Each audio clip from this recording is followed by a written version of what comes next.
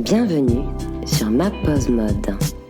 Plaisir de s'habiller et dressing durable.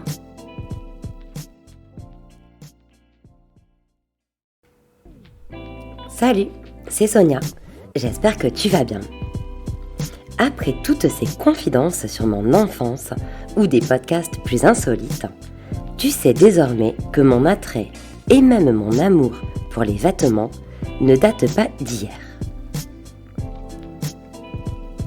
Les beaux habits, les belles matières, les détails, les finitions, les styles ou encore les allures de certaines pièces me fascinent depuis toujours et m'émerveillent.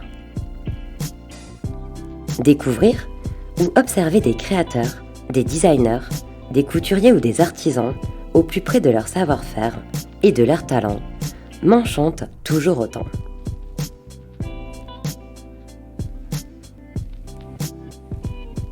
Avec cet épisode 8 du podcast, place à une nouvelle ère et à des partages aux résonances sûrement plus contemporaines. Les prochains épisodes de cette saison 1 Confidences de modeuse vont s'articuler autour de mon cheminement vers une consommation de la mode plus responsable, vers le mieux et le moins consommé, sans presque aucune frustration.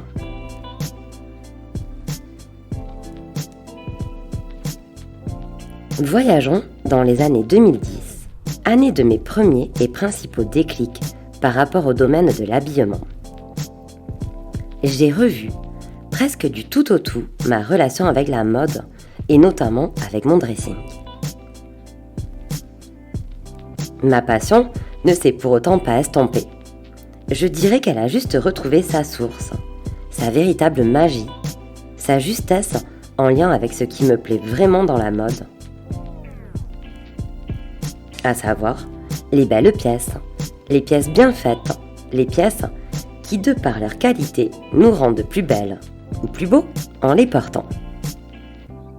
Ces pièces qui, bien exécutées et avec du cœur, ont le pouvoir de nous mettre véritablement en valeur.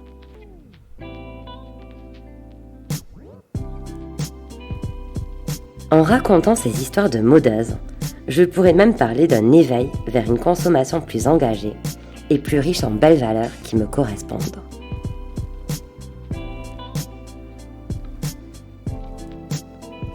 Mes premiers déclics remontent surtout à 2013 et 2014, une période riche en prise de conscience et en renouveau pour moi. Être passionnée et être créatrice de mon blog mode depuis fin 2011 a sûrement contribué au fait que j'avais accès à des informations qui étaient moins connues, voire pas encore connues par le grand public. Les recherches ou constats que je faisais étaient liés à cette passion, à mon blog et à ma propre sensibilité. Pour la plupart des gens, la mode, c'est chercher potentiellement à suivre des tendances, aller faire du shopping et trouver des tenues dont on a besoin, ou simplement cool, qui nous plaisent. En 2013, on parlait peu d'enjeux éthiques ou éco-responsables en France, et encore moins à Toulouse où je vivais, par rapport à Paris. L'Allemagne semblait plus en avance sur ce sujet, et j'avais même été invitée au salon Ethical Fashion Show qui se tenait à Paris en janvier 2012. Le groupe qui avait organisé cet événement venait d'Allemagne. Il n'y a pas eu de nouvelle édition de ce salon, qui fonctionnait mieux chez nos voisins germaniques qu'en France, mais il y a de nos jours d'autres événements en lien avec la mode responsable.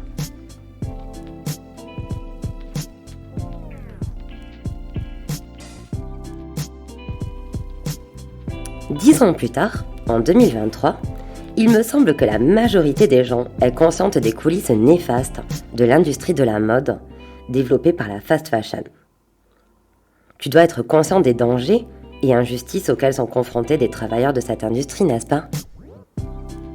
De plus, j'imagine que tu es aussi conscient des méfaits de la fast fashion sur l'environnement et pour la planète.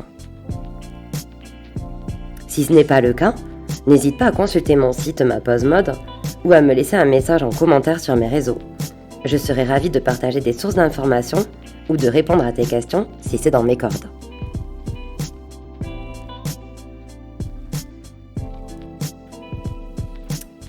Aujourd'hui, je me rends compte que ces déclics, dont notamment le fait de découvrir les tristes coulisses de la mode qui se vend en masse, ont touché des valeurs hautes pour moi. Ces valeurs hautes sont l'humain, la condition humaine, la condition des femmes également, et aussi la protection de la planète.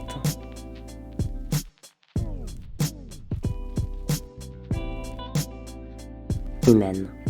Chaque individu a son propre système de valeurs, sa propre hiérarchisation, qui reflète alors des valeurs plus hautes ou plus basses, selon les domaines, les sujets. Pour te donner quelques exemples de valeurs, je peux citer la famille, la santé, l'argent, l'écologie, la spiritualité, le travail, le sport, les amis, etc. Selon si telle ou telle valeur est plus ou moins importante pour un individu, ses agissements, ses comportements, ses prises de conscience, ses ressentis ou ses émotions encore différeront par rapport à telle ou telle situation, à tel ou tel fait, à telle ou telle personne.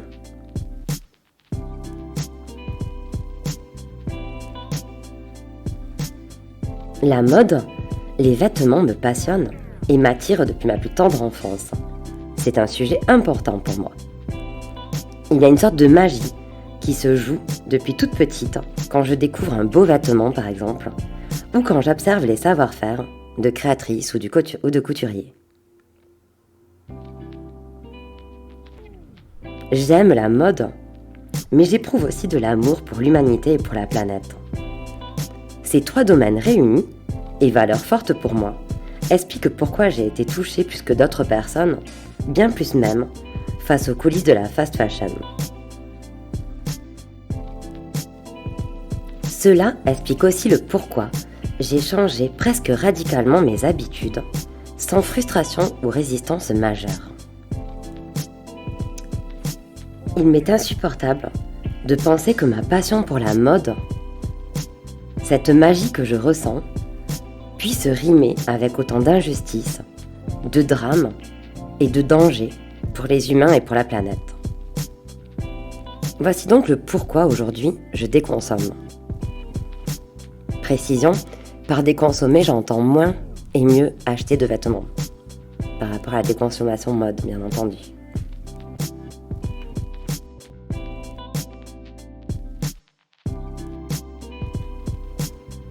Et toi, t'es-tu déjà posé des questions sur tes valeurs ? Sur tes valeurs hautes ? Est-ce que les coulisses de la fast fashion, par rapport aux dangers pour les humains et pour la planète, te touchent ?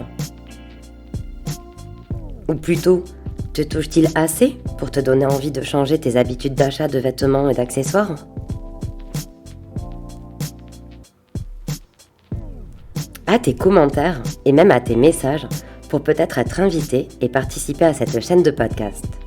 Parce que oui, j'aimerais bien commencer à lancer les interviews d'ici quelques semaines.